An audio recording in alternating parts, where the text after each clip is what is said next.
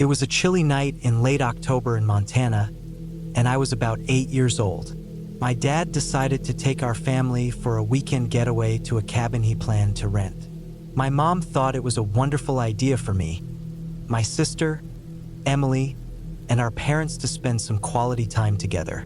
So we booked a cabin for a few days and took Friday off from school to get an early start, which I didn't mind at all. When we arrived, it was freezing, almost December weather, so the cold made sense. We unpacked and decided where everyone would sleep. After dinner, we got ready for bed, chatting about what we would do the next day. Since we arrived late, there wasn't much to do on the first evening. That first night, I heard strange noises outside, like footsteps. I peeked out the window but saw nothing, assuming it was just an animal. I tried to go back to sleep, but about 15 minutes later, the sound started again. I woke up Emily, who was about 12, and she heard it too. We both walked over to the window and saw something out there, though we couldn't quite make it out. Deciding it was best not to investigate, we went back to sleep. Neither of us could sleep well that night. The next morning, we woke up to the smell of breakfast. My mom was inside cooking and my dad was outside. I asked if I could go outside with him, and she said yes, while Emily stayed inside to wait for breakfast to finish. I walked out and my dad was talking to a short, stocky man. The man had a shaved head and wore a military cap. He looked really nervous and was sweating a lot. Even though it was cold outside, I approached them, and my dad introduced me, saying, "This is my son, Jake." The man smiled and said, "Nice to meet you, Jake. I'm Tom." I smiled back and greeted him. Maybe it was rude for a kid, but I asked, "You look kind of scared. Are you okay?" Tom coughed and replied, "Oh yeah, I'm fine. Just dealing with some old war stuff." I couldn't tell he was a veteran from his cap, but he seemed alright. My dad seemed to like Tom for some reason, and at first I did too. Tom mentioned that he had also rented a cabin with his family nearby, so he decided to introduce himself. My dad invited him inside for breakfast, and Tom stayed with us, acting normal. After breakfast, I went outside to play with my dad and Tom. While we were playing, I tripped and scraped my knee, starting to cry. My dad was inside at the time, which wasn't the best moment, as my mom was calling for him. Tom quickly came over and told me to come with him to his cabin because he had some band-aids. I agreed and followed him. I wasn't very cautious and told him about the video games I liked. Then things started to feel strange. He asked me what shoe size I was and how old I was. I told him my shoe size and age, but he just chuckled and said something like, "Good to know." His cabin was far from ours, at least a 20-minute walk. I was tired and didn't need the band-aid anymore, but I kept walking with Tom since I had already walked a long way. When we entered his cabin, he told me to go in first. As soon as I stepped inside, I realized there was nobody there. No family. I asked him where his family was, but he didn't respond, pretending not to hear me. Then he locked the door, and I started to feel scared. He said he'd be right back with the band-aid, but he didn't. Instead, he went into the kitchen, pulled out a band-aid, and came back to help me. He held my leg and rubbed it, saying, "You're pretty strong for your age." I got scared and stood up immediately. He asked what was wrong, and I said nothing was wrong and that my leg felt better. He then said, "I thought your parents would be worried sick about you. You should hurry back." But he insisted I stay a little longer and eat with him. I didn't want to, but I was alone, and the door was locked, so I agreed reluctantly. He asked me how much I weighed, and I guessed around 70 pounds. He smiled and said, "Perfect weight." When I asked what that meant, he just kept smiling, which felt really weird. Suddenly, there was a loud bang from the bedroom. Tom stood up, looking angry, and walked into the room, shutting the door behind him. I heard him yelling, "Did I tell you not to move? Stay where you are. I have company," before he left the room with a smile and said, "Sorry about that. That's just my wife. She's really sick and can't be around visitors today." He smiled while saying that I really wanted to leave and looked around the room, noticing clothes scattered everywhere. It was messy, like he'd been living there for a while. Just then, his wife came out of the room. She looked extremely pale, had red circles around her eyes, and seemed like she had been crying a lot. She sniffed and had a sad expression. Tom yelled, "Get back in there." His wife looked at me and then walked back into the room. I asked, "Where are your kids?" But he didn't answer. He said he had some clothes for me to try on, which was the last straw. I had to escape but didn't know how. I started crying, and then he hugged me, saying, "It's okay. Nothing's going to happen. Just try on the clothes." Seeing an opportunity, I unlocked the door and tried to leave quietly. I didn't care if I got lost anymore. I just didn't want to take any more risks with Tom. As I was running through the woods, trying to find my way back, I could hear him shouting things to his wife, like, "Where did he go? You probably let him leave." I also heard him call her some nasty names a few times. Then, I heard footsteps and hid behind a tree, watching as Tom stood outside, looking for me. He stepped out into the forest and shouted, "Hey kid, it's okay. You can come back now. You don't have to try on the clothes. I have toys back in my cabin. Just come back." I started running as fast as I could, hoping to find someone from my family. I kept running and heard more shouting but didn't stop to listen. After about an hour, I finally saw our cabin. I ran to it, and my dad was outside looking for me. I ran up to him, crying, and told him that Tom wasn't a good guy and that he was acting really weird and touching my legs. My dad immediately called the person who rented out the cabins. He looked at me and told me to never follow any stranger again. We left that day and asked for a refund. The next day, the cabin owner apologized. The rental company called the police, who went back to Tom's cabin but found nobody there, not even his wife. All his clothes and belongings were still inside, but there was no sign of him. They couldn't find anyone, and they never contacted us again. Tom was likely not his real name, and he probably wasn't a veteran. I still wonder what happened to him and his wife and how he ended up living alone in that cabin. It felt like he had been there for a long time and left when he realized the police might come after him. There are so many questions that will never get answered.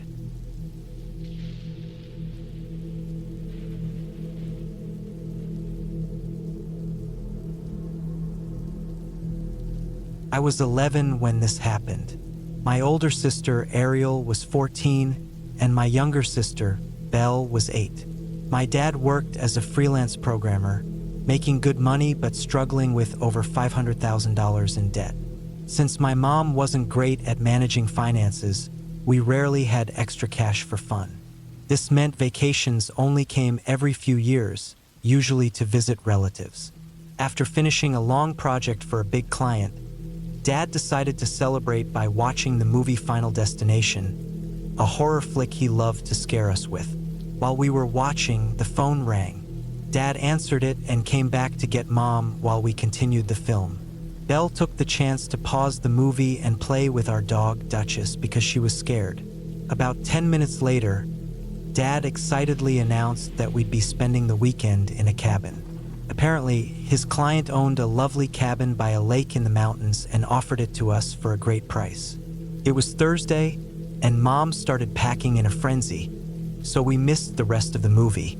The next day after school, we loaded up the family van and drove for 2.5 hours to the mountains. By the time we arrived, it was late. We explored the cabin, which was one story and had a little loft area about 3 feet high. It was meant for storage but became our play area. There were plenty of board games up there, and we started playing once we picked our rooms. Mom and Dad took the big bedroom. Ariel chose the smaller one with a twin bed, so Belle and I got the last room, which had a queen bed. Our room had a window with no curtain on one side and a lamp on the other. The only light came from that lamp, and there was a locked closet across from the bed that we couldn't access. I never found out what was inside. We went to bed around 11 o'clock, and since Belle kicks in her sleep, I chose to sleep by the lamp. I must have fallen asleep quickly because the next thing I knew, Belle was gripping my arm, trying to crawl under me. She was squeaking in fright, and I couldn't understand what was wrong. I sat up and noticed something pale and human-shaped moving away from the window. It took a moment for my sleep-addled brain to process it. Suddenly, I shot out of bed and grabbed Belle, dragging her with me as we rushed to find our parents. They reassured us that we were imagining things, and Mom told us to go back to bed, saying if we saw anything else, we should let them know. Annoyed, I went back to our room with Belle. We switched spots since she didn't want to sleep by the window. I told her a story to help her sleep, and I quickly dozed off afterward. The next morning, we explored around the lake for about an hour before Dad decided to take us into town. There were lots of small shops, and my parents went into every one. We ate lunch and dinner there before returning to the cabin. As we approached, Ariel made a joke, and everyone laughed until Dad suddenly held up his hand, signaling us to stop. He stepped toward the cabin and pushed the door open with one finger. It seemed strange that the door wasn't locked, but I didn't think much of it at first. Dad moved inside and disappeared for a minute while we stood on the porch. Mom called out to him, and he replied that we could come in. Once inside, we found him frowning in the living room. He locked the door after us and took Mom into the bedroom for a quick chat. Ariel, sensing something was off, suggested we play another board game to distract Belle and me. We hadn't played for long when Mom and Dad returned. Mom started cleaning up the breakfast dishes while Dad joined our game. We played for a few hours until Dad told us it was time for bed, even though it was only 9. This made Ariel mad because she usually stayed up later. Belle and I went to bed while they argued. We got into our spots, with Belle by the window and me by the lamp. I read to her for a bit before we both fell asleep. I woke up to Dad rushing into our room. He picked up Belle and grabbed my hand, pulling me into the hallway. I saw Ariel getting a similar treatment from Mom. A high-pitched whine came from the living room, and I noticed Duchess sitting by the back door, anxious and bristled. Dad didn't put Belle down or let go of my hand. We rushed out of the cabin to the van, and Dad went back for Duchess, speeding away from the cabin in silence. It took about half an hour for Duchess to calm down. The next day, Dad told Ariel what had happened, but Belle and I didn't learn the details until years later. That night, he had woken up to strange moaning outside the window. When he checked, he found the front door unlocked, stuff in the kitchen moved around, and Duchess growling at the slightly open back door. He locked it and got us out of the house. The next day, he returned for our luggage and discovered several pairs of footprints outside our bedroom window.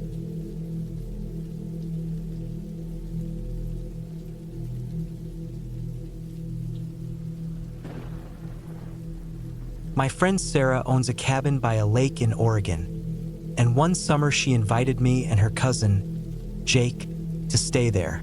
We had a fantastic few days, and on the last night, just like the previous evenings, we went fishing at the lake, which was only a 5-minute walk from her cabin. It was around 7 p.m., and fishing was ideal at that time. To reach the beach, though, we had to walk through a small section of woods.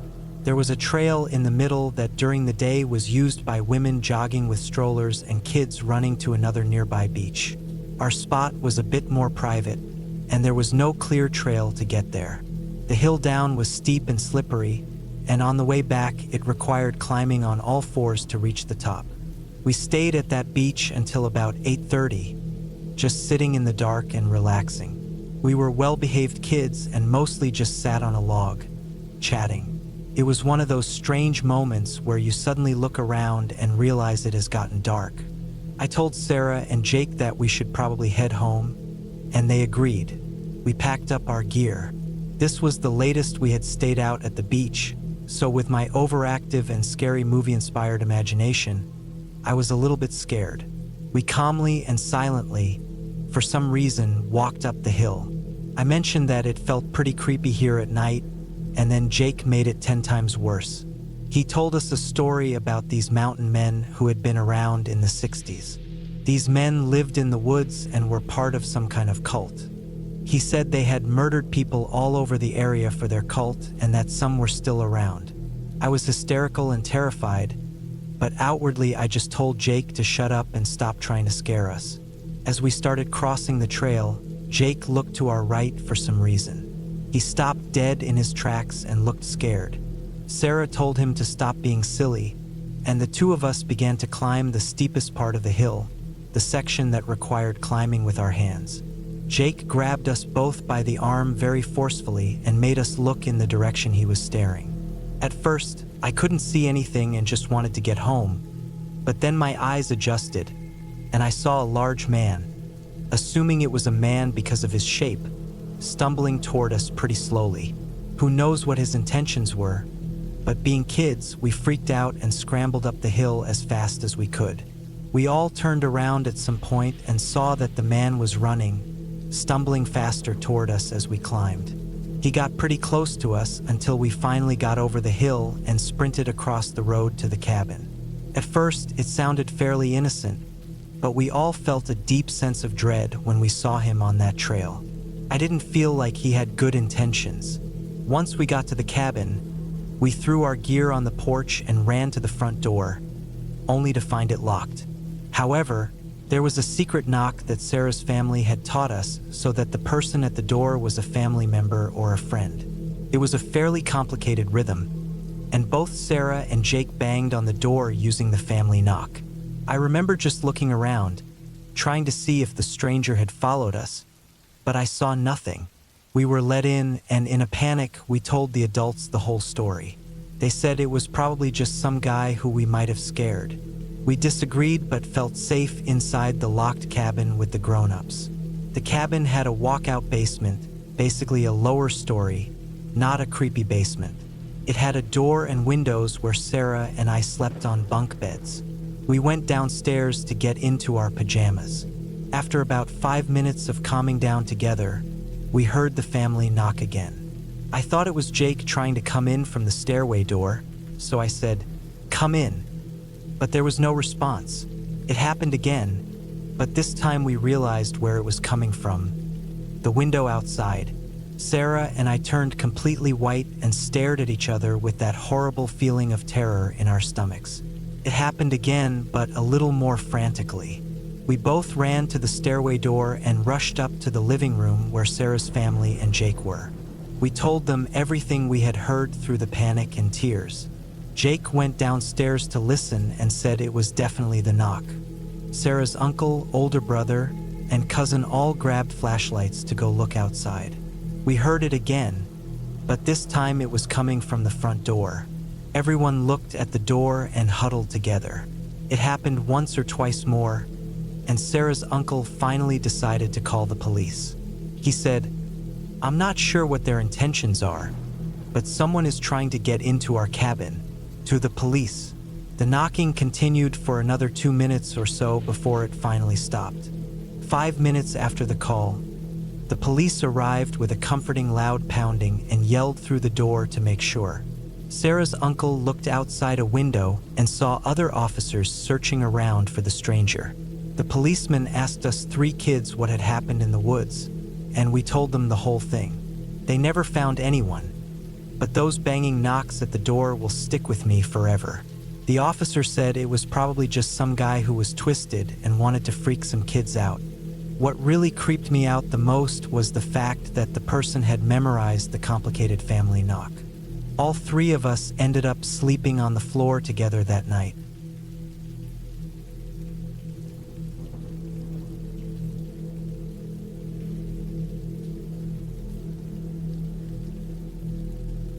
This is a true story, and every time I share it, it captivates everyone in the room. So, in the summer of 2021, my friends Ryan, Lily, and I decided we needed a break. Cabin fever had hit us hard, and we were desperate to get away. We chose a remote, forested area in the mountains and planned to camp and hike at various spots. For one night, we thought it would be fun to rent a cabin in the woods. Ryan's parents had once stayed in a fire tower and loved it, but the only option we could find was a cabin beside one. It was cheap, clean, and secluded. Thrilled to have a night to ourselves, where we could be as loud as we wanted, we booked it. In the weeks before our trip, we decided it would be fun to try something a little wild. So Lily brought some mushrooms for when we reached the cabin. They were tucked in her backpack as we pulled out of the driveway to start the trip. But I had this nagging feeling, a sense of unease that wouldn't go away. I told Ryan and Lily that I didn't feel right about doing mushrooms that night. Lily was really upset and we got into a huge argument, but I stood firm. Something just felt off and I didn't want us to trip that night. After the argument, we moved on and continued to the cabin. The cabin was about 40 minutes from the nearest small town, perched at the top of a winding mountain road. As we drove up the rugged path, we realized just how isolated it was. There were no other cabins, no campsites, just this long, twisted road leading us to the peak. When we arrived, we settled in, started a fire, and as the sky darkened, we heard the sound of an engine coming up the road.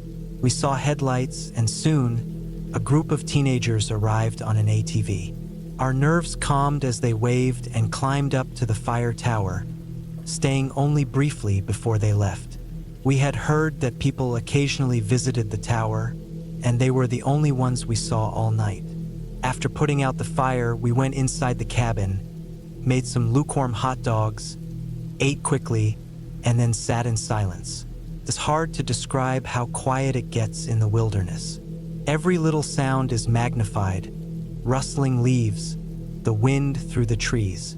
In the city, there's always some kind of background noise, but here it was just the sound of our own breathing. Every noise made us jump, and the tension between us grew until I finally broke it by cracking open a few drinks. I passed them to Ryan and Lily, then threw a board game on the table to distract us. Soon, we were laughing, relaxing, and actually enjoying the evening. Much more sober than we had planned, but at least we were having fun. However, there were noises outside that we couldn't quite ignore. The crack of a branch, the faint hum of an engine in the distance. We were all on edge but tried to play it off like it was nothing. Then, suddenly, a hand slapped the window, 3 loud thuds, and we all screamed. Ryan grabbed his phone, called 911, put it on speaker, and handed it to me while he grabbed a couple of fireplace pokers for protection. Lily started calling her family, saying what she feared might be her final goodbyes. I held my breath, listening for any more sounds.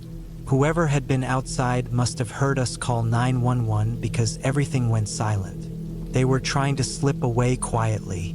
The police arrived about 25 minutes later, which was incredibly fast for such a remote place in the middle of the night. They brought dogs to search the area but found nothing. One of the officers suggested it might have been a bear, but the looks on their faces said they didn't really believe that.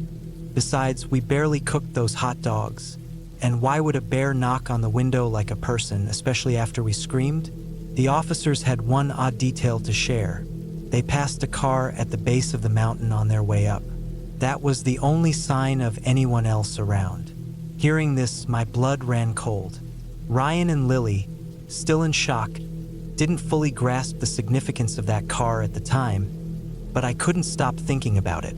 To make matters worse, when we checked Lily's car, it was covered in handprints. Handprints that didn't match any of ours and were in spots we hadn't touched. We quickly packed up everything, tossing our belongings into the car, eager to leave that place behind. We followed the police down the mountain, every bump in the road taking us further from that eerie cabin, and I was thankful for it. Couldn't sleep that night. The thought of that car haunted me.